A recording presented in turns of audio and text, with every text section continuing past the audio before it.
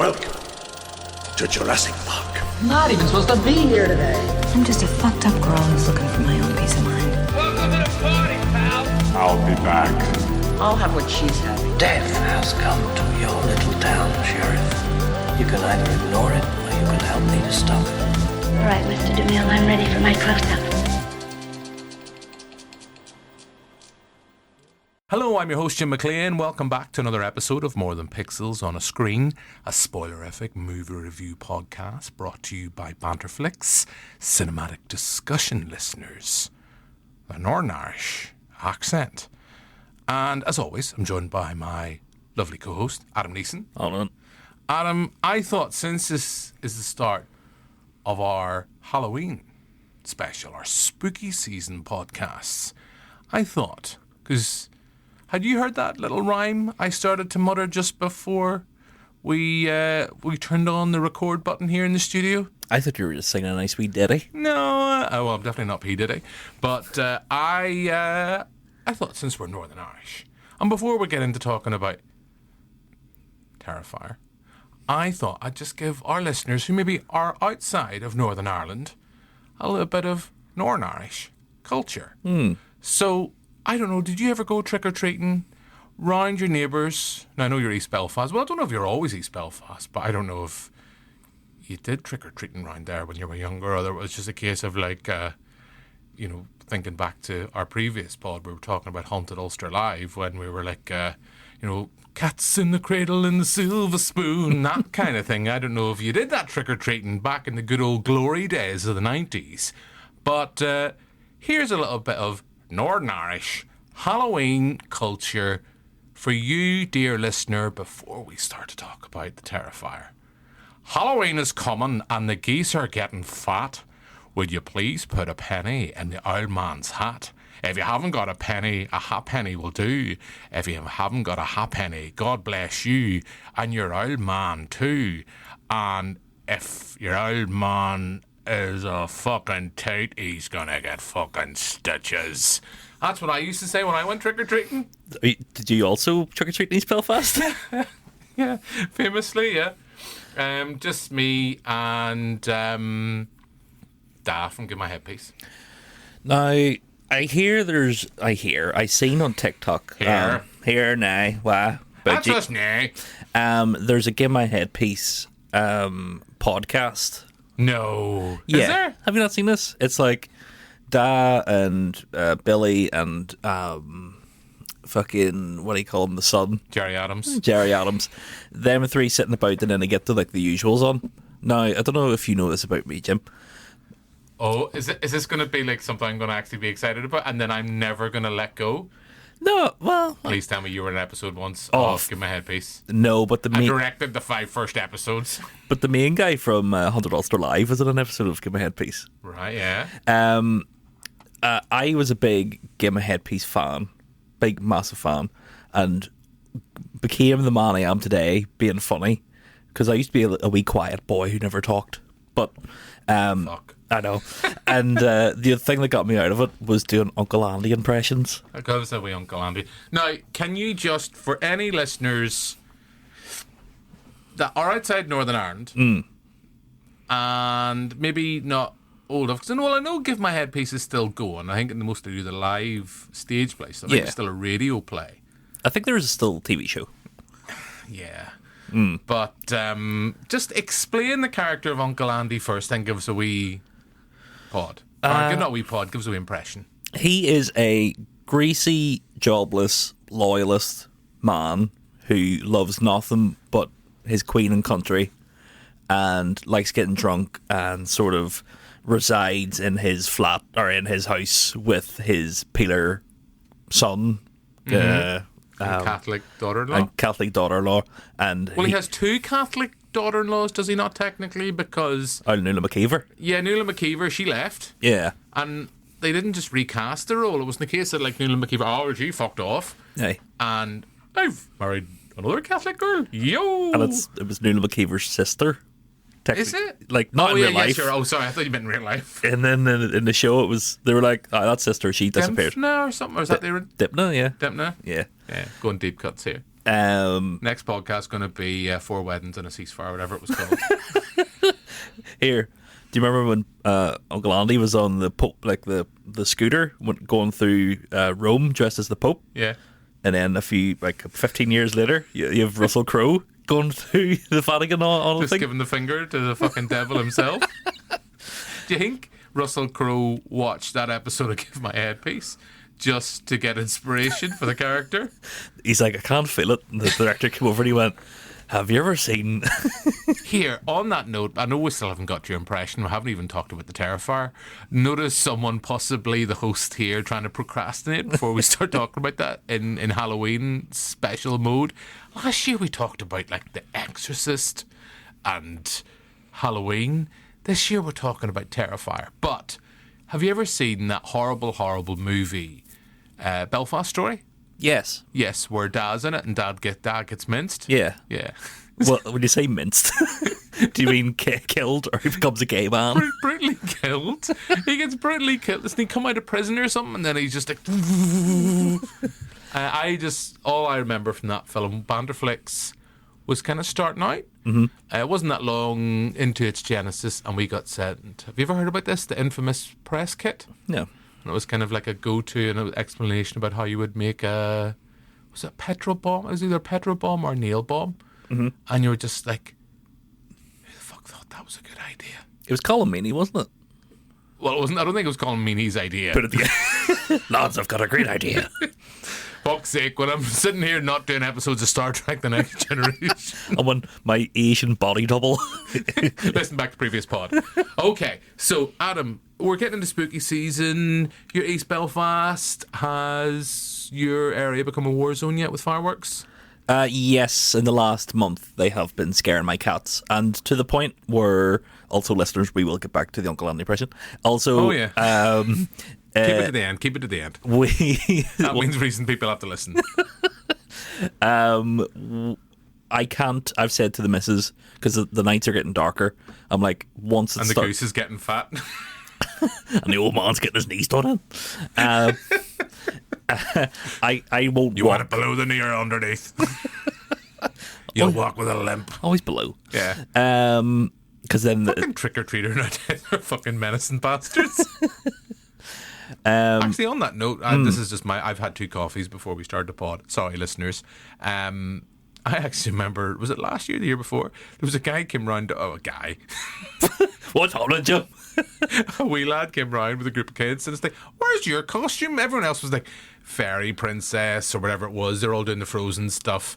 One guy was Spider-Man. It's like, come on, they're all 6 and you're 33. And there was a wee lad who's just like, where's your costume? And he just got a wee balaclava on. It's like, and a wee toy gun. It's like, all right, son, you have all the treats you want. Cats in the cradle, innocent.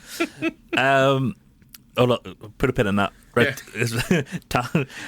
Adam, do you ever get a sense right from the get-go this is going to be one of those pods? It's going to be a great one. This is not even a ramble. We can't... Well, hold on. I'll go... We can't go to the co-op when it gets dark in case I get hit in the face with a firework. Oh, that's bad. That's that close down. 2, see when you went trick-or-treating, did you go trick-or-treating? Only when I was about 25. Oh, well, of course. No, because where I lived...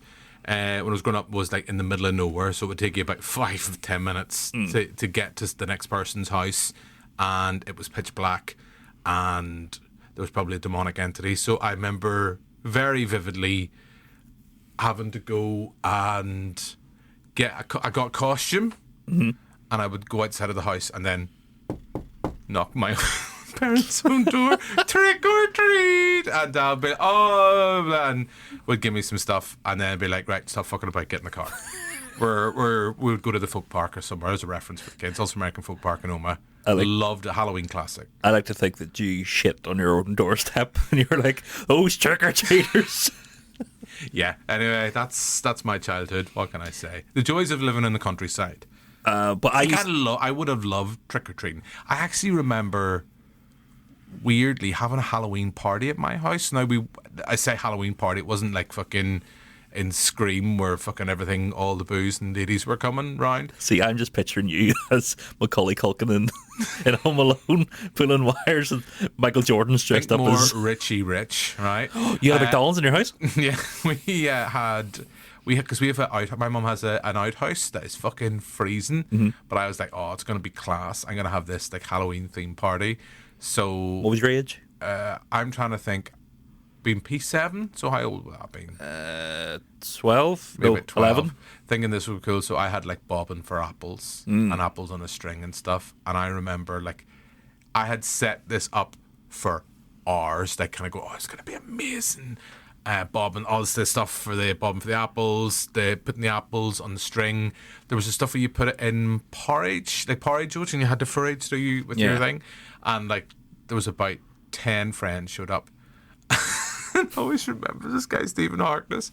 It's like after like 2 minutes, I promised the guys, come on up, and I had music and stuff like spooky, like the I was working in the lab late, well, all that kind of stuff on a cassette. Yeah. So like, eventually at some point you're gonna have to fucking turn this over, and they were like within like 5 minutes, like, here, Jim, you got like a PlayStation? I was like, yeah, I've got a PlayStation, yeah. So. That was a Saturday hours. Hours, or probably it was like 10 minutes in terms of like 12-year-olds kind of mindscape. And it was literally like, have you got a PlayStation? We ended up spending the rest of the night playing PlayStation Street Fighter. And then doing the most cliche 12 thing. What is most, I think we've talked about this in this pod before. Think, Adam, of a cliche, it'd be interesting where your mind goes with this, cliche 12-year-old boy thing. Having a wank.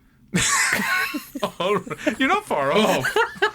We didn't play Sticky Bicky or anything like that, which is a game I heard about on the internet once.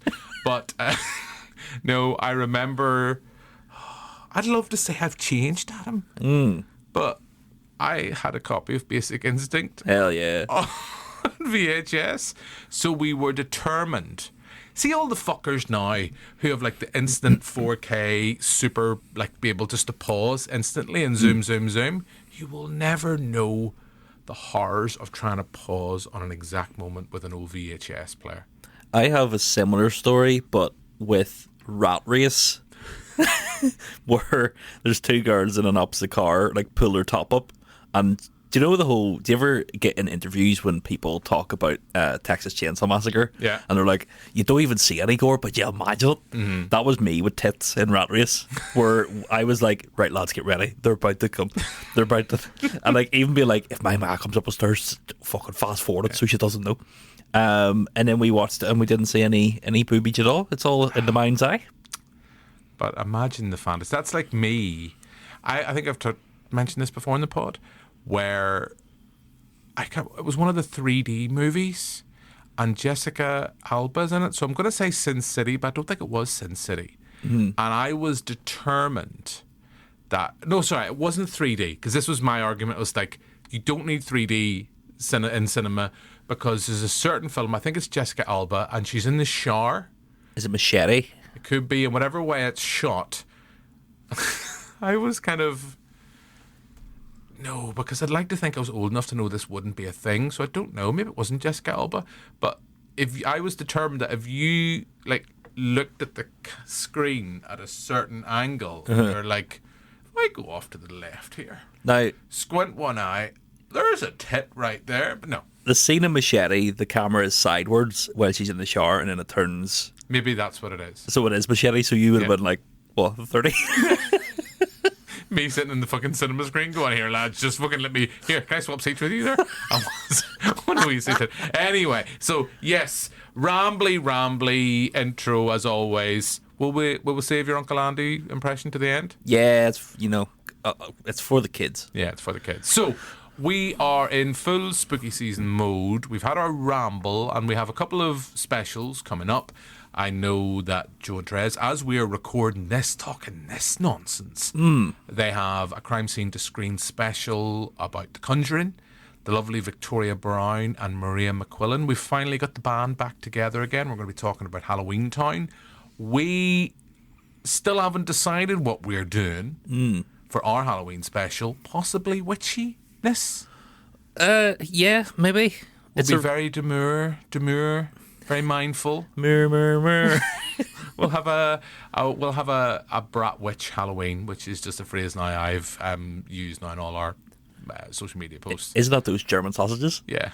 Brat witch? Have a brat witch. Damn it, foiled again. But yes, we are kicking things off as we're going to talk about the Terrifier movies. Terrifier 3 is just out in cinemas now. I am not a fan. I'm going to say it right from the get. I'm not a fan of these movies. I love horror. Terrifier movies never really my cup of tea, but I have a massive amount of respect for the actual fact that the film is micro budget. It's very much, let me get the name of the director here, Damian Leone, I think, are we going with? Let's go Leone. Leone, so writer, director, producer. This is un film by Damian Leone, without a doubt. He wrote it, produced it, self-financed. I know they did a lot of crowdfunding, etc. for this to get it made back in 2016. The first one, I know there's the shorts before, All Hallows Eve, etc. Art the Clown. The Terrifier movie is not his first appearance on screen, but I think just for us, are we just going to say we're going to focus on the 3 movies? Yeah, I'll give a short review of All Hallows Eve now. Okay. Shade. There we you go. It's not going on the fucking poster anyway. Adam Neeson, Banderflex, Fright Club NI, shout. Gav's like, could you just change that? Just change that, Adam. Fucking shout. There we go. That's better. There's been many reviews I've sent to Gav that is just me for 1,000 words to be like, shade. I didn't like this. So, 2016, as I say, we have Terrifier. It hit cinemas. Well, it didn't really hit. It kind of was the classic story. Went on a festival circuit, got some accolades for its practical effects. The performance of Art the Clown, in particular, who is played by David Howard Thornton. Not the first actor to play Art the Clown, but just the nature, as we say, we are focusing on these movies. Earned its reputation on the festival circuit for its pretty intense gore, nasty practical effects, the performance, and the aforementioned the performance, as I say, of Art the Clown. And yeah, and as back of that, then we have Terrifier 2, and now more recently, literally in cinemas, Terrifier 3. We'll do them in chronological order. So, first film, Adam, are you a fan? Slightly.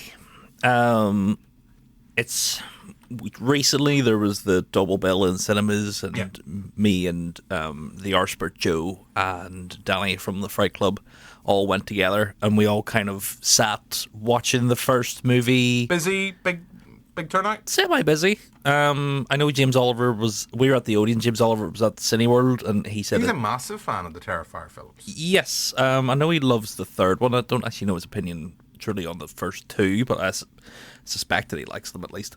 But the feeling in the room was everybody was there for the second one, and the first one was sort of just going through the motions, which surprises me. Yeah, but we'll come back to my thoughts in a second. It's a movie that sort of has its mind in the right place of what it wants to be, of, you know, this serial killer clown that is like unstoppable and will do heinous things, and they'll not shy away from the gore. They definitely don't shy away from the gore. But it's a theme that goes over all 3 movies, but mainly in the first one, where it feels sort of misogynistic a lot, where Art is sort of, you know, doing these terrible things to women. There is some men kills, obviously, as well, but it feels like there's the classic vagina to head sawing scene. I know they kind of try and not address, that's probably not the right word, balance it out, if you want, with Terrifier 3. Yes. There is the sequence, the now infamous shower sequence, and there is a pretty nasty sequence in Terrifier 2, if I remember, with near the end when they're kind of going for the final confrontation. Isn't it the boyfriend? Yeah, there's a friend of the main girl's boyfriend gets the old willy off. Yeah. We've all been there. We've all been there. But the first one is what it is, and it's short, and it sort of sets up a lore for this character that if it didn't get a second movie, you'd sort of be like, "What the fuck was that?" Because it's sort of all over the place. But it is a fun watch. Slightly, it's just that some of the acting's a bit shit. There's an attempt to make it sort of 80s grindhousey, sort of like it's a bit all over the place. Well, it's low budget. It's made for what, $55,000, I think, is its maximum budget. But it's made. I'm just reading here, and I'm not even going to try and fake that I've got these facts off. So looking at its box office, so it was made for £55,000, and fuck, you think of nowadays what some stuff's made for. It made its box off 416,000 quid. At least, and probably even now the fact that it's been re-released is still making money.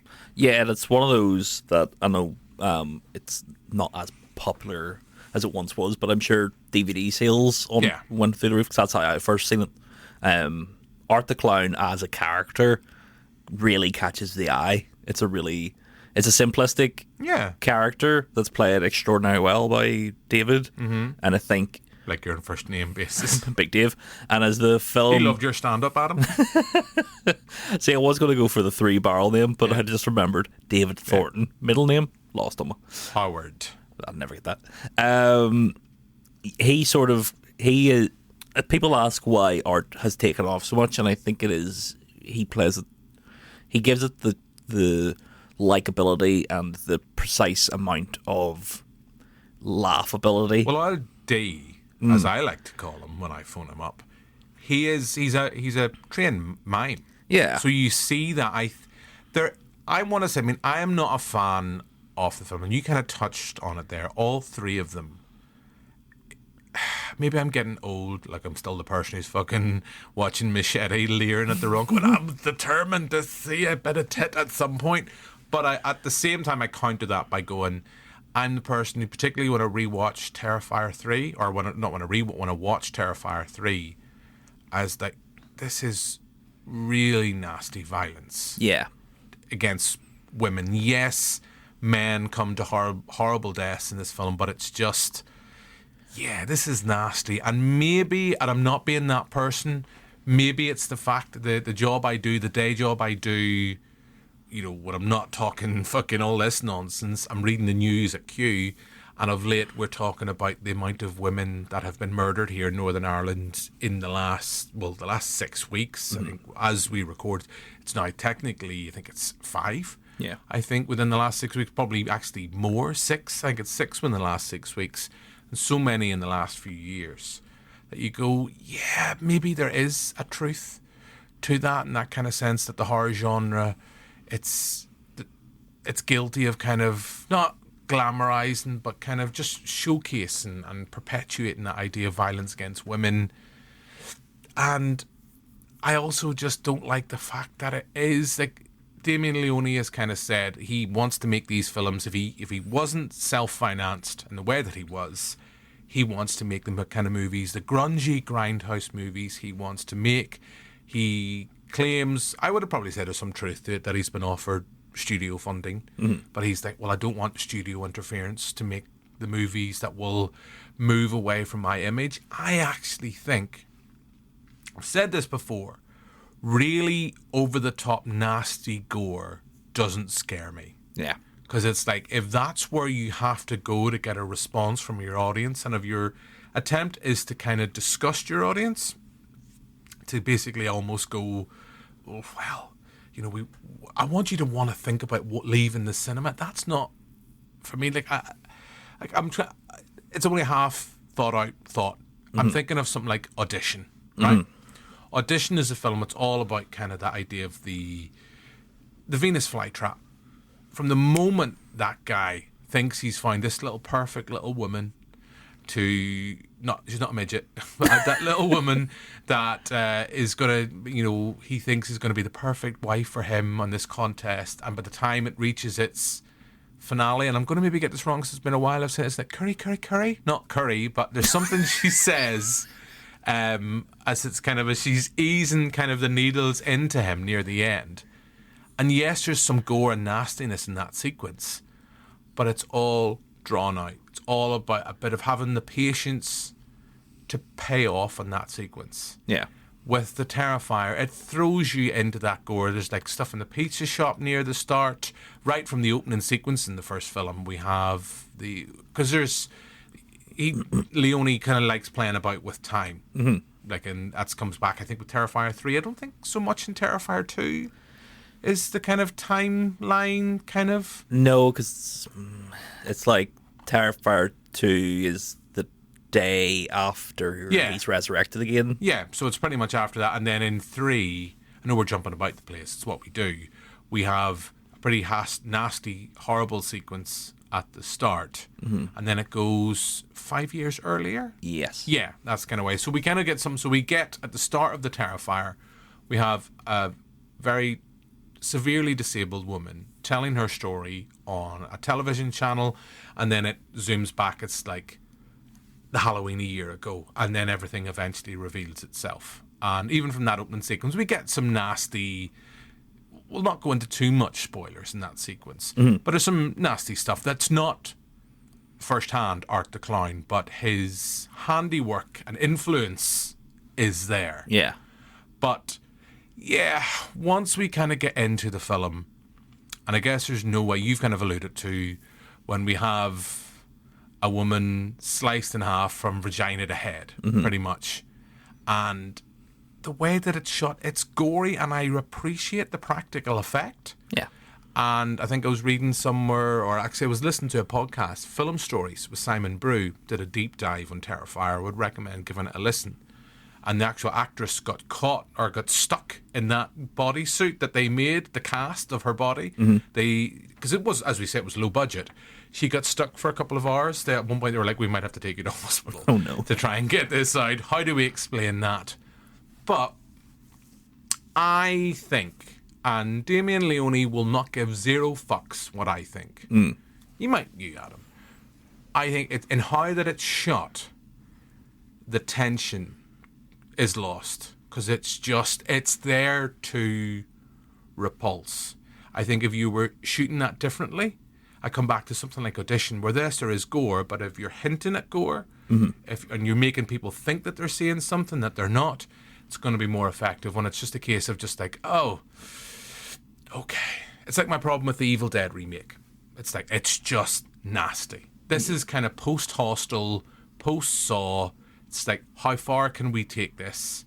And that has never worked for me. It doesn't work for me to scare me. But I know these films have an audience, and it's clearly been a success in the same way like the Paranormal Activity movies were. Where they're made for absolutely next to nothing. They have large returns in terms of their box office. So, of course, the studio will go, we'll greenlight this, we'll greenlight another one, we'll keep these going for as far as we can go. Damian Leone, he set up, I think, his own studio for this, as a back of this. So, he's clearly making money from these. So, as I say, he's going to not give zero fucks. I don't hate them. I just go... yeah, there's things I like. I just would actually like to see that stuff you talk about studio meddling. I actually think you could make a better Terrifier movie in the sense that you lean into the creep factor of you have a fantastic antagonist, I guess, with Art, who the terrifying thing is that there's so much expression in his face, but he doesn't speak. Yeah. I think there is genuine potential there. Like, it's like you could be up there with the likes of Freddy, Jason, except, okay, I know Jason doesn't speak. He just has issues with his ma. But that's just me. I think it's, as I say, who am I? The film has had a huge return in terms of its box office. It's spawned 2 sequels. We know Terrifier 4 has been confirmed. It's coming. Yeah. But yeah, I don't necessarily like them, but I guess we can sit back and respect kind of the success that the film has had and that commitment to because I think it's Simon Brew from Film Stories keeps saying that quote. It's a miracle any movie gets made. This got made, and not only that, it's turned into and spawned a franchise. I think too that it's a weird thin line that horror movies are always like a director's first movie. Like, I'm speaking from my own mouth as well, but like a lot of people think they can nail horror first. Like that's like, oh, Yeah. you just get a People bucket. think horror and comedy. I think they're the two hardest genres. Yeah, it's like you get a bucket of blood, and like I watched a movie last night for Fright Club called Crack Coon, by the same production company that puts out Terrifier Cineverse, Okay. and it was as stark. It's probably the same budget as the first Terrifier, and bad acting, bad script, but it's the way it's shot, and Damian Leone clearly has at least a good knowledge of how to film something. Yeah. Sure, he doesn't make, he doesn't give you tension or anything, but that's not really what he's going for. Even though I would like to see, I don't know, there is sort of like Art seems like a character you could do anything with. So you could send him into space. You could. He's like Leprechaun in a way, but not as cheesy. I don't know. I think it's because of the high amount of gore. If they tried to make it like a PG-13 or like a light R, it wouldn't work. Do you think? And I know I'm cutting across you. Do you think Art would be more terrifying if he wasn't a demonic presence? I don't know. Kind of Michael Myers is. I mean, it's the shape. There's nothing there. And the fact that he's indestructible as the series goes on, and evil dies tonight. Well, fuck, they still keep trying. But the fact that I would find it more terrifying if he's just a fucking. And we've been around Belfast, especially East Belfast, Adam, West, North, South, even the fucking city centre. There are some terrifying sights to be seen. I think Art, once you know he's indestructible, or if you kill him, he can be resurrected, kind of in a very kind of, no, I'm going to say awkward way, but kind of very oof way in Terrifier 2. Well, his head in particular, in the second one, even with the presence of Chris Jericho. But you're just like, I don't know, it loses something for me. The fact that it comes back to like the thing that John Carpenter talked about Halloween, and just because it's in my head and it's in before I forget, I think the score, particularly for the first two films, does riff off the Halloween score. Yeah. Quite a lot. And hey, it's a great score by Carpenter. But it's that idea with that John Carpenter said with the first film, it's like, I want to pull the tension as far as I can go until it snaps and all chaos breaks loose. And what's more terrifying? That this guy is Jamie Lee Curtis's brother coming back to kind of finish off what he started all those years back, or just some fucking random guy that Laura Strode just happened to bump into and he became fixated on. And what's more terrifying? And I love the fact that at the start with Art, it's like he's just kind of walking about in the old streets, and there's two girls there. They've had a great night out, or they're going for a night out. They get they don't get a flat tire. I can't remember why is it there. Oh, they're too drunk. They're too drunk, and they're like, we'll eat pizza. We'll have a pizza, and then by chance they meet Art. Mm-hmm. And it's like, okay, that's creepy. But then by the time the film reaches its finale, and it's like, oh, he's dead. I was like, well, of course he's not going to be fucking dead. Yeah. Well, I knew that because there's Terrifier 2. It's like, well, I'm going to watch it next. But the fact that, there's a big over-the-top kind of resurrection sequence, which reminds me a bit of Jason Goes to Hell. It reminds me of Electra in the Amazing Spider-Man too. Yeah, because one thing I will say about Damian Leone with his films, you see, and I know that sometimes I criticize directors, but you can see the influences. Like in Terrifier 3, there's sequence you go, well, that's just The Shining. Yeah. That's just Silent Night, Deadly Night that you're just going with. And I sometimes it's like when someone just replicates something, visually to the point where it's like, well, what's the point? I might just rewatch the original. He is trying to do things with it. And I guess the change is that you've got Art the Clown in there popping his head through a door as opposed to Jack Nicholson. And, of course, Art's not going to go, here's Johnny. He's just going to grin at you terrifyingly. But I don't know. Maybe I'm getting old and grumpy. I do come back to that point. The violence against the women throughout the three films, I think, is OTT. And I think in the way that it's shot, and the same criticism I'll say with the way there's death sequences in Men in this, particularly in 3. It's like it is there to repulse. It's not there to scare. It's like not even like what I would say, like with The Conjuring, like the quiet, quiet bang, like the ghost house effect. Mm-hmm. Like a horror film that I love is something like, and I know, like we've mentioned James Oliver, I think he's warmed to the film over the years. Something like Hereditary. Yeah.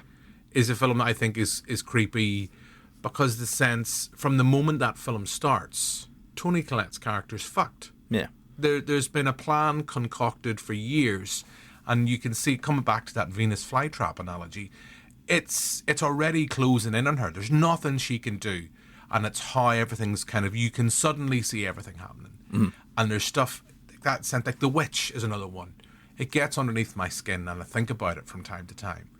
Terrifier I've watched, I'm not joking, listen to me viewers, I have the Wikipedia entry in front of me to remind me of some of the stuff. All I remember is the gore. Yeah. That's it. And I wasn't scared. And I know I'm talking a lot, apologies, but I think of something like The Substance, which is another gory movie, but there's a point to the gore. Mm-hmm. There's a point to the gore. It's an analogy of kind of women in their pursuit for fucking beauty, and this is what sometimes happen, and they become monsters, and they're fucking, husks ruined by other people who may or may not be Vince McMahon, aka Dennis Quaid. But there's a point to, like in Terrifier 3, we come back to the sequence in the shower. There's the guy basically fucking, similar to way in the first one, gets fucking, with a chainsaw up from top to bottom. You see it basically going up between his arse cheeks, and you're just like, all right, I'm not scared. Yeah. I don't know. I suppose I was watching TikTok earlier on, and the old young whippersnapper, you. It's like, why are they doing all these interpretive dances? And a girl came on screen, and a girl came on, and she was like, I just went to the cinema to go see the viral hit movie Terrifier 3.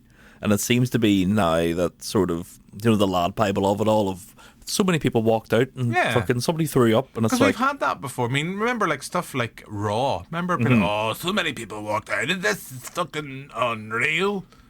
But it's are we just desensitized to it? It's a weird... Says more about us. I fucking know. It's a thing where it's like, are we too desensitized to it that we don't get scared by the blood? Because like my missus loves horror movies. But she wouldn't go see Terrifier 1 and 2. She'd see 1 and 2 at home, wouldn't go see it in the cinema, and wouldn't go see 3 with me, because she says, I just don't want to sit through that much pain.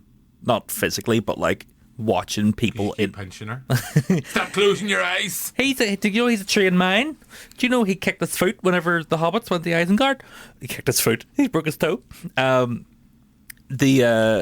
She didn't want to sit and just, when art comes on screen, she knew that she was just going to be like, I'm going to be uncomfortable in this next scene, and that's the whole point of this scene. I'm just going to be here being like, right, there's loads of blood, I don't like this, what's the next scene? I could sound fucking Sienna being like, hey, yeah, I've cut my wings, I'm gorgeous.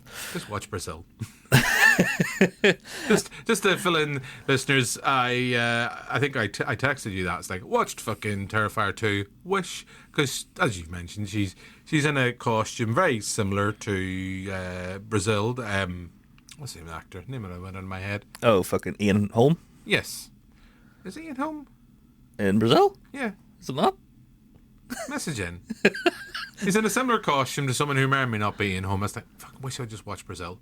It's not Ian Holm. It's, what do you call him? He's the bad guy in the Bond movie, Tomorrow Never Dies. Oh, yes, it is. It's your man who played the Pope.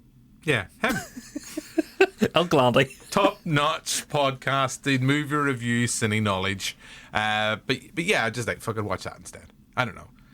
I get where you're coming from, because I thought, actually, my lovely wife would hate Terrifier movies. So we sat, every so often, my lovely wife will go, you're either always off at work, doing this, or she doesn't talk like that, she doesn't talk like Julian Simmons, doing this, that. Why don't we just have a wee movie day to ourselves? And I was like, well, I know I have to watch the Terrifier movie. Oh, what's it about? I said, oh, it's the explanation. I'll give it a go. And she actually really liked them. And she was like, oh, let's go see Terrifier 3 in the cinema. And I was like, oh, for fuck's sake. So I know I've watched it now. At home, I was able to get a screener. And I was like, oh, okay, I'm going to watch this. And I came home and it was on. And she literally walked in at the aforementioned shower sequence, and she was like, "Nah, I don't want to see that in cinema." There was because it is. It is there to me, and horror should make people feel uncomfortable. Yeah. But I think it's what you then do. If you make, here's another one, right? Because the way my head's working tonight, and I'm trying to think of the name of the film. Was it Francis Ford Coppola? Or no, I think he produced it. Jeepers Creepers. Yes. Right? Jeepers Creepers, the first one. I have a vivid memory of going to see that film in the cinema, and kind of the opening sequence where it's all a bit like Duel, Steven Spielberg with the big car, and chasing them, and then they discover the house and they find all the bodies. I was like, oh fuck, my mate Ryan and I were going to the cinema. I was like, oh, we are creeped out. What the fuck is going on? Then it gets to the prison, and it's Eyes is the monster. Mm-hmm. All right, okay, go on. Yeah. I'm not saying it's a great analogy, but I never, through any of the 3 Terrifier films, I've never had that kind of tension. I've always had a bit like, oh, am I a bad person for like not walking out of this? Am I a bad person for not want to turn this off? I think was it Jonathan Cardwell I seen on last night on Twitter before we started to record. I'm not going to call it X. Sorry, fucking Elon, you fucking 140 characters person who's away from being a fucking Bond villain. But you're going to jail. well, who knows? But I just seen it say, oh, we're going to try the Terrifier movie tonight before the wife says we switch it off. Like 15 minutes later, switched off. Yeah, genuinely, other than the fact, because we've been running the festival, right, for a couple of years now, we get sent movies like the Terrifier every year. Yeah. But they are, I'm sorry for people who've submitted their work, they are shitter than the Terrifier. And I will always, you have to really impress, not that I don't have the final say, but you have to really impress me. I'm kind of like the gatekeeper. I'm like Rick Moranis. Is he the gatekeeper? The key, or the key no, master? Keymaster. I'm the keymaster. I always remember because Keymaster's like penis and gatekeeper's vagina. My girlfriend's a dog. But when you see, I get films like that, it's like, right, well, if you're just going to do that, replicate that kind of what you took from the grungy grindhouse era of horror, which I have a soft spot for. There's stuff I know, like readers from the Rue Morgue are screening by the time this is out. May have already happened. Driller Killer. Yes, Saturday. Yes, they're screening stuff like that. I have a soft spot for that. I mean, I do. They're off their time, they're off their place, but I think now, 2024, you can do more with those tropes and cliches that you come to expect. You can twist them. Like, wouldn't it be more interesting if art mostly targeted men in the same way? In like, I know we're jumping about in Terrifier 3, the point where I literally came very close to getting, you know what? Nah, this is not for me. It's the death sequence near the end of Sienna's friend, and it's like, right, okay, all of the horrible stuff. Let's just fucking put a big tube down her beak and let's get a wee rat going down. It's like, all right, Yeah. why? But I'll say this to the other side of the coin. I was erect at that scene, Jim. I'll say this. Is this just Damian Leone is filling a void in the market because there's nothing else like it? But is there not? I mean, what was the Canadian one that we had out last year? The kind of throwback to the grungy kind of Friday the 13th. Oh, In a Violent Nature? Yeah. But it's like, yeah, but people love that. And what's the one thing people always say about it? Fucking kills were wild. Do you know what I mean? They don't realise the other fucking half of it that's shite. Maybe I'm just a bore. maybe I am. Maybe I'm just a bore. I'm fully aware other thoughts are available. Other views are completely acceptable. It's like the sense, like when we talked last week about Joker, that I can get people completely hate it. I can get some people are absolutely loving it.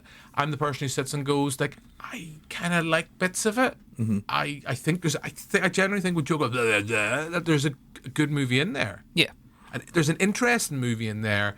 They tried and failed. Mm-hmm. I get that, but it's just maybe I'm just like, this is. You talk about filling a void. Yeah, I think it's each genre has its own little snippet of films for a certain audience. Action movies have your Transformers. Yeah. You know, there's the rom-coms. You could always get a great one, but then you always just get one thrown in that's like fucking, I don't know, what do you call that one with Anne Hathaway we reviewed a few months ago? Oh, the One Direction mummy porn? Yes, the mummy porn one. But there's worse ones than that. Do you know what I mean? Oh, yeah. Each genre has its just little thing, and I think at the minute where horror is sort of in that neon A24 era of it's a good movie plus it's horror. Like I say, other side of the coin is this is the stuff that people sometimes people like. You ever just play Grand Theft Auto just to go around and drive and shoot people? There's no sense to it, but you're just having fun. That's the Terrifier series in a nutshell. Yeah, I see where you're coming from, and I'm not disagreeing with you. The thing for me is coming back to Joker that I see so much potential with the Terrifier franchise and Art the Clown. And I'm not saying I want him going around and helping people and helping a wee granny across the street and stuff like that. But that would also be hilarious. That would be hilarious. But I think you could do more with less. If you were just a little bit kind of more, not with the practical effects, but just in how it's shot. It's like when randomly, I don't know why it's popped into my head, like in the Suicide Squad, the first one, where the way that it's shot when, isn't it,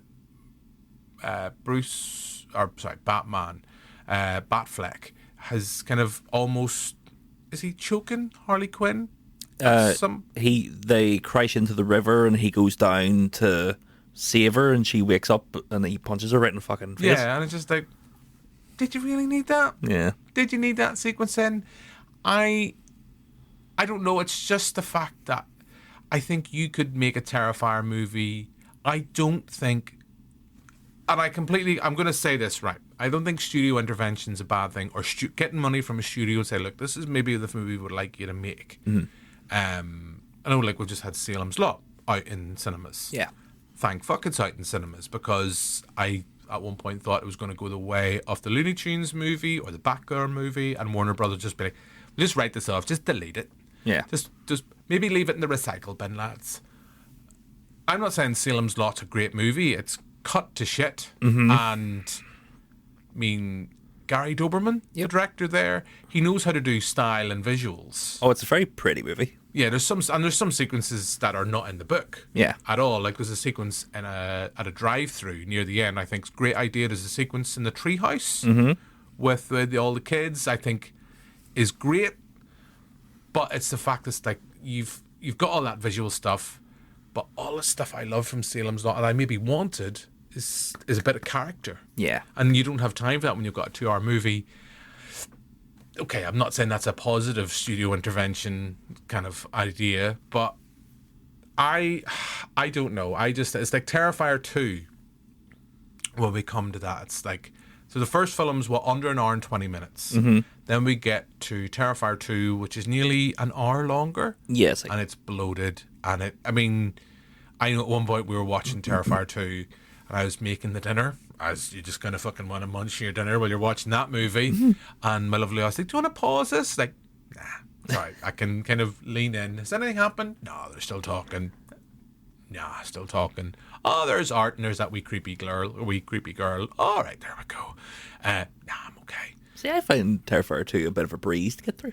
Oh, I find it's because it's so low. I think that's my rule. These type of slasher movies, no longer than 90 minutes. Yeah. Well, I think by the time you get to 3, it has... We'll get to 3 when we get to 3, but it doesn't outstay its welcome, but doesn't give you enough to be a part... If it's The Empire Strikes Back, it ends on a cliffhanger, not to spoil it, but like, if it didn't end in that, you'd be like, well, what's the fucking part of 4? Because there's not enough steam in the engine by the time it gets to the fucking third movie, because 2 and 3 are such, like, it's basically 1 doesn't really matter, 2 and 3 are the story, and then we'll get 4, which will be the finale. But It'll not be the finale. I It'll know be it a won't. 5. I know it won't, but it'll be. It's the middle chunk in 3 that sort of feels like the wheels are spinning because they've went. This makes money.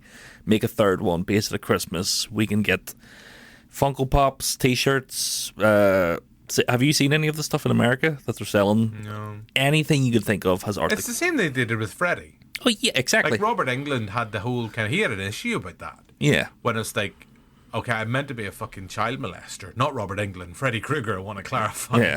And he's like, why the fuck is my face on like lunchboxes? It's like I don't get it, but that's just what happens. There's no denying. I mean, a character like the Terrifier is in pop culture now. Yeah. I mean, we're recording a couple of weeks before Halloween. I'll guarantee you'll be walking around Belfast and around that time period, possibly at some of our screenings. There'll be a good few Terrifiers out and about the place. He's a skill in Call of Duty. Yeah. That's how popular it is. Yeah, and hey, Damian Leone, as I say, he has got that product up and running. Product I hate, or IP. There we go. There's the fucking phrase I hate. He is entitled to make as much money out of it as he wants. That's why I come back to that point. I necessarily don't love the films. I have total respect for how he has built that IP up from scratch. He went, I think, to an online film school. I think I was somewhere around, it might be a half-baked fact, I'm not sure. Didn't go to a fancy film school. I think he did it online. Apologies, Damien, if you're listening. Other listeners can verify. I mean, fuck, we struggle to even remember the name of the actor from fucking Brazil. So this is where we're going. Jonathan Price. Yes, there we go. There we go. My credentials are back. We'll get there in the end. But it's like, yeah, total respect. It's just, as you say, it's filling a void. It's not a void I maybe needed. And I think with Terrifier 2, he talked about it's like, well, I wanted to kind of put more plot and narrative and structure into it. And it just feels clunky and very expositional. And isn't it Sienna? Yes. Is our aforementioned lovely lady in her contest. Lorraine. Our lovely lady. I just go, she's not that interesting. Lorraine Lavara? Well, say whatever you want. Yes, you're very correct. And I'll tell you what, Jim, not to be the fucking sleazy guy, but we always are. Try not to be. My attraction to her as a woman really gets me through those movies. More so, are you attracted to her more so than our upcoming Lois Lane? No, of course not, because Lois Lane will be She's a my lovely wife. lady. She'll be. It'll see the Superman on the moon and Crypto's like sitting beside him, and he's like, "Oh, isn't this lovely?" Really, Clark with the super hearing can just be hear Lois going.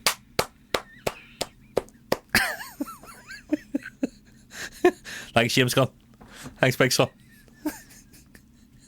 You get me through Wednesday. Need something for Thursday, please, James. Hurry up. But yes, sorry, Lauren Lavera. Yes, Gorgeous. yeah, she's gorgeous. Yeah, but this sequence is not. It's like it's just weird. It's like where she gets roofied by her friend. Yeah, and Like, oh yeah, there's a bit of crack. it's like, oh, she's dancing. It's the whole backstory of her dad. It's convoluted in the second one, and they try and clarify it in the third one, and it makes it boring. Can you explain it for me? Because I kind of watched it. I'm still a little bit confuddled. So it's her dad is a comic book artist, I believe. Yes. And she comes in the third one and says, "Look, you never draw strong women," which I think is a bit of commentary about Damian Leone. And he draws a girl who's like an angel armor with a big sword. And when he hands it over to Let's not lie. His first one, he drew, what do you call her? Pamela Anderson for barbed wire. You know he's drew that. And then it's like, nah, I'll just fucking put that one in the bin. No, maybe keep that one for later. He drew Lara Croft with the pointy boobs Yeah. from PS1. When he hands the photo to his daughter, he sort of has like a psychic link vision of art from the future committing these murders. And then in retrospect, looking back into the father ended up going mad, drawing pictures of art that I think he ended up killing himself. It's never really clear. He either went killing himself or he died in some sort of way. And then the son in the second movie becomes obsessed with art decline through the father's pictures, and the daughter, Sienna, wants to dress up as this strong angel that her father used to draw, because their dad died the year before, around the same time Art killed the people in the first movie. It's not even complicated. It's just never that clear. And it's the third movie, when we get to it, has a bit of lore that I was like, oh fuck, give me more of that, where the guy is like forging the sword. I was like, fuck, that's a good idea. Don't get any more of that. In the second movie, we sort of get these weird, dreamy Freddy Krueger visions, which I'll admit are well done. I come back to a thing. Maybe I haven't said it so far in the pod. Art. We talked about All Hallows Eve being a selection of shorts that Art pops up in. That, I think, is how you, in this current guise, how you best work that character. For me, it's like, here's a little short movie. Oh fuck, there's Art. He's here to do his horrible, nasty stuff. Next one. It's like a VHS kind of thing. Oh, what they did with All Hallows Eve. I just don't know if you can come back to that Carpenter idea of pulling the fucking tension.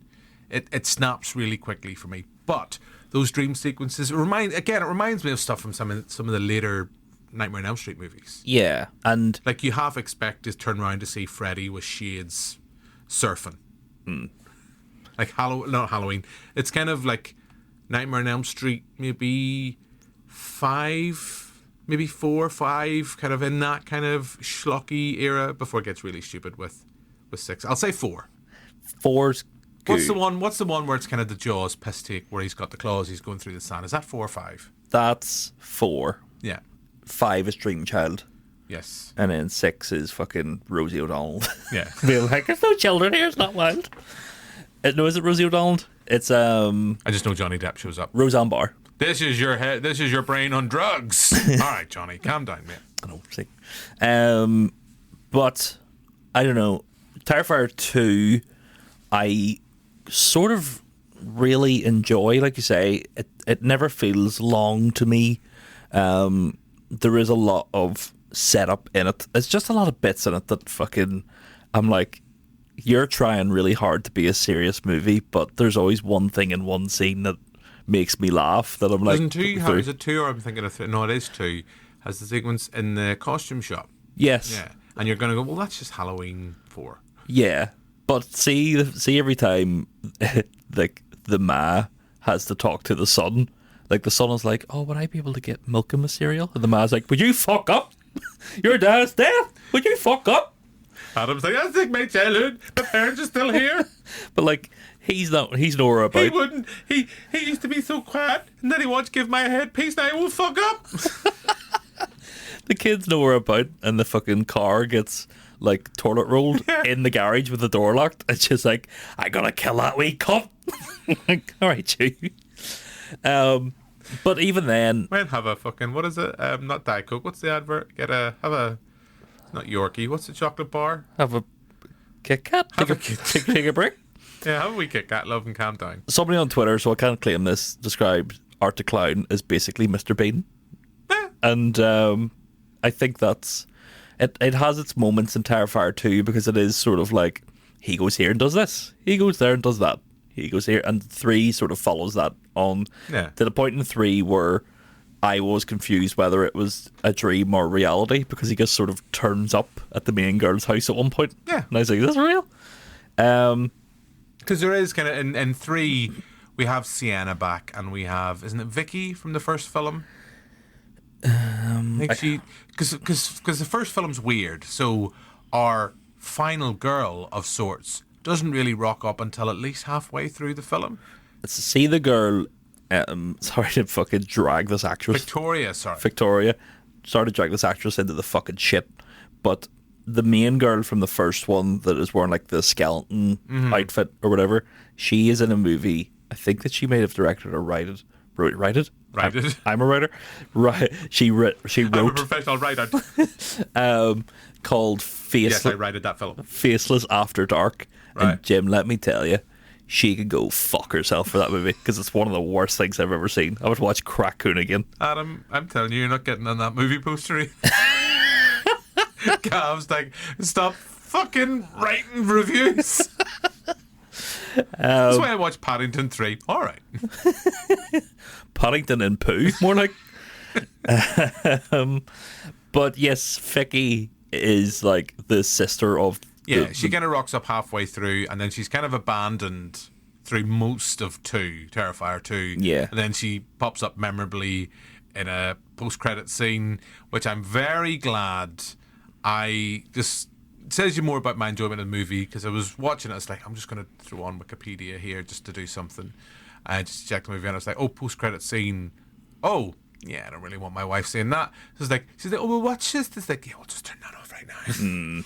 And then... Because your wife famously hates Jericho. Yes. And when... He's shooting a retired Ric Flair. Break the wall down every time he's on TV. Oh, it's all you get. A little bit of bubble there. But, yeah, in 3, she was like, how does Terrifier come back? Like, you don't want to know. Yeah, you don't really want to know. Because he loses his head, ironically. It's queefed out, shall we say? Nicely. And then that kind of brings us into, unless there's anything else you really feel you need to say about Terrifier 2. I just think it's, again, some good practical effects that I can sit back and go, yeah, well done, well executed on a limited budget. Film's a bit long and bloated, and I just come back to the same issues. Like it's not the gore, it's how it's shot. With a different cinematographer, I think Terrifier 2, Terrifier 3 I would enjoy them much more. And the fact that Damian himself is the special effects artist in all of these movies, 2 really shows off his skill, because some of the kills and some of the dismemberments, like getting mashed potato in the hole in your face, is disgusting. And I think that's the high point for Terrifier, where Terrifier 3, we're moving on to it now, so I'll bring it up now. Terrifier 3 treats human faces as if they're made out of mush every time. Yeah. And I think that's a one and done sort of kill sort of thing you can get away with. It's they're like early on, there's like a head ripped, like it's cut open, and then kind of... Yeah, and then it happens 3 or 4 more times in the movie that you're kind of just like, I seen this, and it scared me in Poltergeist. Yeah. Years ago with the man in the mirror. Doing it now. Michael Jackson song? I'm talking about the break the walls down. Fuck, imagine Michael Jackson and Jericho. Ladies and gentlemen, I want to bring on my friend, Michael. Ow! I thought... Sadly, we'll never get to see it happen. Here, there's AI. AI, if you're listening, make it happen for Adam. Elon, get on it. I know you love wrestling. Yeah. Get on it. But he loves the weed more. Ugh, fucking... Hey, were you not terrified? I know we're kind of tangent. I know we'll have to wrap up soon. But were you not terrified by the fact that Elon has an army of robots now? Not only does he have SpaceX, and he can go into space and catch his own rocket now with his wee chopsticks things. Don't know if you watched that last week. But he's also got little robots to kind of... For SpaceX. I don't know if it's SpaceX, whatever come, or it might be just Tesla. But what I liked about Elon's plans that he's kind of secretly building a robot army, one of the robots that was working behind the bar, he put a wee cowboy hat on, going, look, it's all right. It's like, I'm not because they're faceless. They remind me of, was it Mask? What the fucking... The animated series? Oh, my mind went to Rocky Dennis. Very different. That's a lot of face in that one. But Google it. Yeah. But I think it's Mask or one of those ones where it's like kind of... Oh, yes, I know what you're talking about. Or am I thinking of G.I. Joe? Was it? Or the faceless villains? When it was Mask, is it like M.A.S.K. Yeah. Yeah, he is a bit of Snake... Well, not Snake Eyes. Well, Snake Eyes, yeah. Yeah. Or Cobra Commander. But yeah, I like the fact that Elon is like, they're too terrifying. Put a wee cowboy hat in one of them. Just, he did the... he watched Fallout, and he was like, let's put a wee cowboy hat on There her. we go. But anyway, away from Elon and away from scary robots and our future overlords, Terrifier 3. Yeah, a lot of nasty. I mean, I have to the point where so I know there's some people go, oh, I just don't like Terrifier 3 because you get the violence against the children and it's too much. Again, maybe I'm fucking desensitized. Like, I'm the one that sat in the screening of The Substance going, why is people walking out of this? Yeah. And funny, I was talking to a guy earlier that I recommended go see The Substance. And he was like, yeah, I kind of liked it, Jim. But see the fella I was with, and he was just like, I just want this to fucking stop. So I was like, maybe it says more about me. The violence against the kids, I didn't find any more offensive or nasty than any stuff. The bit I thought actually I quite weirdly liked against This More About Me is the sequence where he just pops up as Santa, gives all the presents, lovely presents, and it turns out they're, spoilers, bombs. Yeah, and like, not to be a fucking wild art. Not to be a sadist, but you're like, that's funny. Yeah. Because it's the most like, you can't do that sort of thing. It's like the start of Krampus. Okay, I know it's that sense of like when Krampus takes the piss out of the holiday spirit. And it's got the lovely Christmas music on, and everyone just fucking beating the shit out of each other on Black Friday. Isn't it Black Friday? Yeah. There you go. Okay, there's a nice wee thing there about kind of, everyone just, they need to get the fucking present. I think it's the fact they're not brat children. Yeah. I think it's the fact that, like, it would have maybe worked better for me. It was like, they're like, Mommy, I want a toy. And there's wee art. But it says like, oh, hello, Santa. You know what I want? Art doesn't really work on radio. Actually, on this point, I'd like to bring in our special guest for this week. It's Art Decline. Mate, what's happening? He's smiling. Here, congrats on the phone, big son. There you go. Anyway, you're away? Yeah, because that joke doesn't last too long. That's him away. Away he goes. But here, Jimmy, he's looking through the window. There you go. He's always got a smiley face. No, he's killed 17 women. Art. What do you like? We need to get Marty on too. Marty will soon sort him. Anyway, yes, we digress. I just think it's like, that would have worked really well if they were brat children. But I think it's the fact that they're I guess that's for the effect that they're nice kids. Is it Daniel Roebuck? I can't remember the name of the actor. Let's play Santa? Yeah. And you kind of go, I kind of like that sequence and the sequence in the bar and the fact, Lord, he just loves carrying his wee black bag around with him everywhere. Clint Howard. But I think where the flaw for me with Terrifier 3 is the Vicky character, or Victoria, the possessed character of Victoria, who's now disfigured. She's possessed by the little girl. Yes. And I guess. And now she's there to kind of like in kind of Evil Dead, Deadite kind of mode where Art doesn't talk. She talks a lot. Yeah. And it's like, okay, are you trying to balance this out? Because I think it works really well. If you have a slasher character like Art the Clown, who no matter what's happening on screen or what's happening to him, like, there's pretty nasty stuff in all the films happens to him.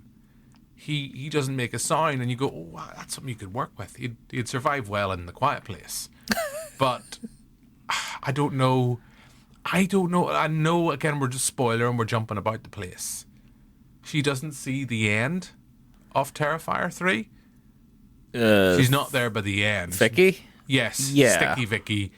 I don't know whether they'll have that's her character done now. I don't know. Here's my reading of the end of Terrifier 3. Spoilers to Terrifier 3. They're sort of trying to do a Chucky and transfer souls into Sienna, and it kind of backfires, and Art kind of goes old wide-eyed.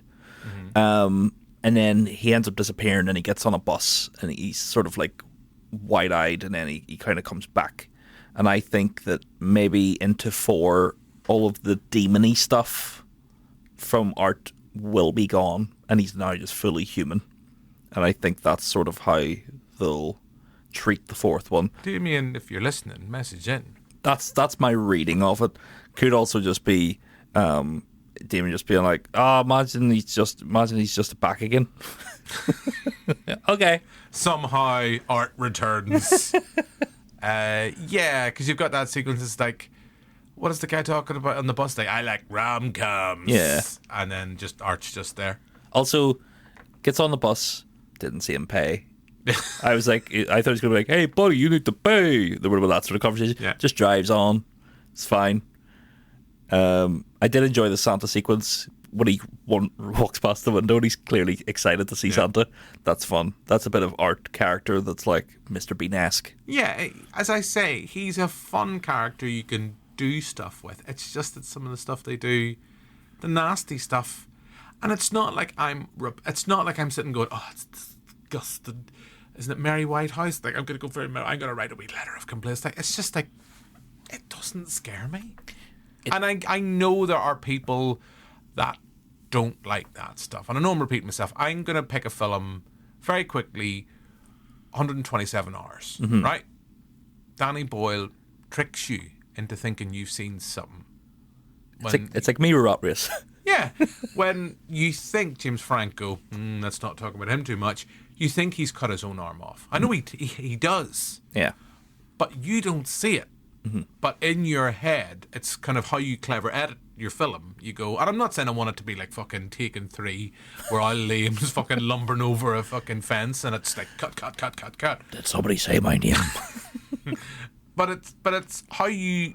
I think it's how you shoot it. I think with a different cinematographer, I think you could get more tension from the Terrifier movie. That's just me, and I know I'm repeating that point at nauseum, but that's just me.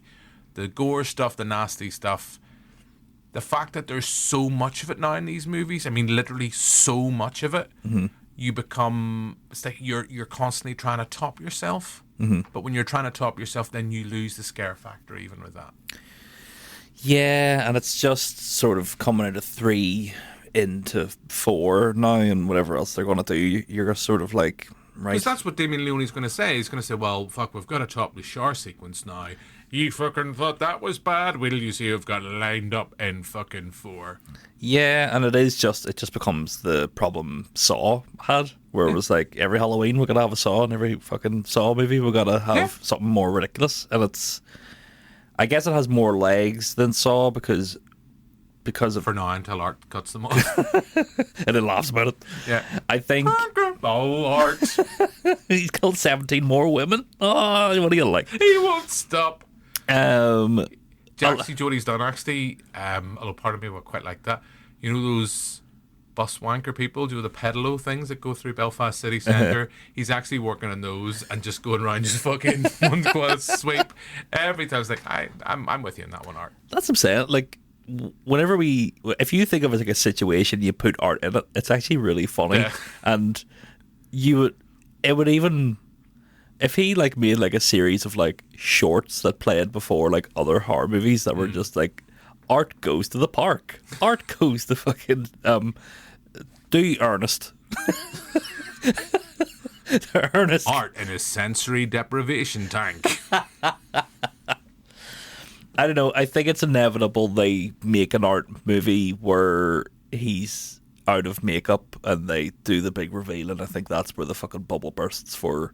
It's the same with every horror icon. I don't think they will. I think they'll just treat this as like they know they have an IP. They know now they have the Michael Myers. He doesn't take the mask off. I don't think they will. Yeah, maybe that's why he doesn't want to do studio interference. That's a note they would get. Like, you have to fucking explain where this comes from because he's just a weirdo. Whereas maybe that's what they have said to him, and he's went, no, I'll just keep him as a weird fucking silent clown because that's fun. Well, look, I'm the person who's like, it's the David Lynch filmmaking. Not everything needs to be explained. And I mean, an origin story for Art or origins of sort for Art isn't my critique. I don't mind that. Yeah, he's just someone who fucking likes to kill people horribly and nastily. That's fine. I'm not saying it's fine in life, but I mean, that's fine if that's what you want. I'm not. Listen back to this pod to find my issues with Terrifier. The Terrifier series. Yeah. I think, I don't know. It's either they finish 4, they finish Sienna's story, they move on to 5, it's a new series of victims, and you're going to get what you had with like Michael Myers and Freddy or stuff where you just had a new cast of teens. Yeah. And you have he'll be recast, he'll come back, or you'll maybe have, like, maybe David Leone will try a risky kind of Terrifier 5. The one with art out. The one with art. Well, fuck's sake. No, Terrifier 5. The one without art. Easy for some people to say. And then we'll be like, oh, fuck, we want art back. It's like, well, here he is, back in 6. He's back in Pog form. It would be nice. Let's do a Terrifier 9, right? They've given us 75 quid to make Terrifier 9, and we have Art the Clown. Where would you like to see it go in the far, far distant future? Where would I put Terrifier? I would have... He visits Boojum. He's working... What is this Boojum order? Well, he doesn't know. You know, he's working behind the counter. Oh, I see. There's people are going, can I get a wrap? But can I have both beans, actually? Instead of just that, he just fucking stabs them. And then, that's all I would do. Or, we've already done Christmas art at the Continental Market. The summer one? Yeah. Yeah. Yeah, that makes it different. Art goes to the beach. In one of those classic, kind of like the 1950s kind of bathing costumes. I can see that. Everybody go surfing. Yeah. Cliff Richard and him just fucking out murdering people. Oh, that would be good. I would like to see Rod Art Stewart as well for some reason. Rod Stewart, Cliff Richard, Art the Clown. What about you? What are you going to make with 75 quid with Art the Clown? Art versus... Don't know. It's like my mind automatically goes to Chucky, because that's like the immortal guy who talks loads. Yeah. But then that's just Freddy vs. Jason again, isn't it? I've actually thought about it. I actually want Art on Sesame Street. Just going on a fucking rampage. That's... Elmo survives, though. Elmo can get to wear the wee Jonathan Pryce Wings costume. Elmo no like Art. I was going to make... With Ricky Gervais. I was going to make he kills Ricky. I was going to make a music video for a local band, and they were like, we don't want to go this direction. Was it because you suggested, like, it's going to be me, you're going to be playing the music, but I'm going to be dressed up as Joker. And you're playing at the top of the stairs, and I'm kicking down them. It was a Sesame Street ripoff where a serial killer's on the set. So it's funny you say that. There you go. Great minds think alike. I don't... Art working in... Big Q. B&Q. Argos behind the counter. And he doesn't shout the number out. Yeah. I don't know. I think I would like to see... Works in the cinema. Either a Art the Clown, like, prequel, or like... No one needs a prequel, mate. No, but like where he's still Art the Clown, but like it's like fucking the 1940s. Maybe. I would love to see Damian Leone make a studio movie.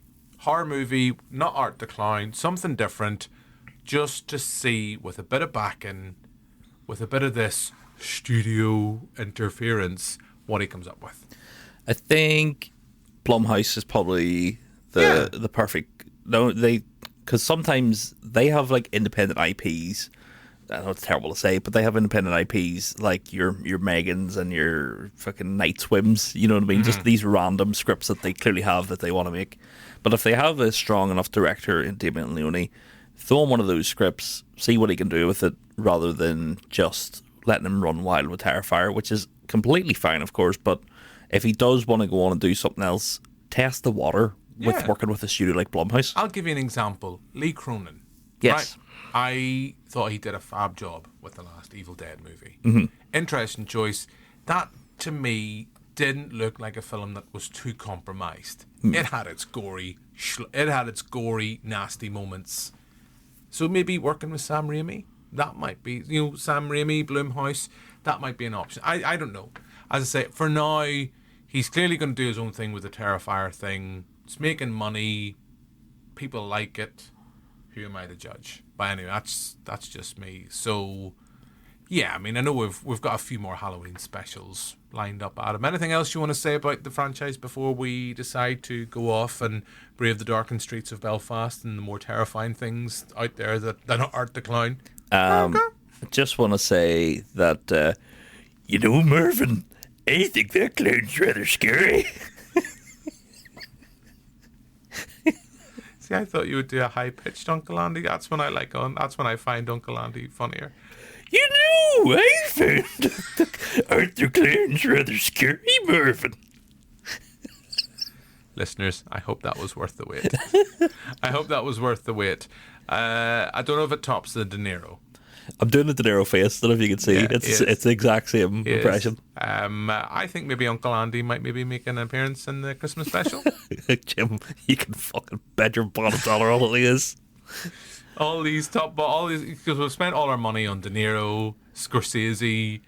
I don't know. Is she as hot this year? Do we need to get Greta Gerwig back again? I don't know. It's going to have to be Sydney Sweeney. Sydney Sweeney. Sydney Sweeney will have to be there. And maybe a bit of Sabrina Carpenter as well. With her espresso. That's all I know about her. And Chapel Roan. Everyone's obsessed with Chapel Roan. She came out of nowhere. She, like, literally within a week, somebody was like, fucking, that's who the new person is. And then everybody was like, I can't believe I got tickets to the Chapel Roan. I was like, you're making up names. Because I genuinely thought people were talking about Dave Chappelle.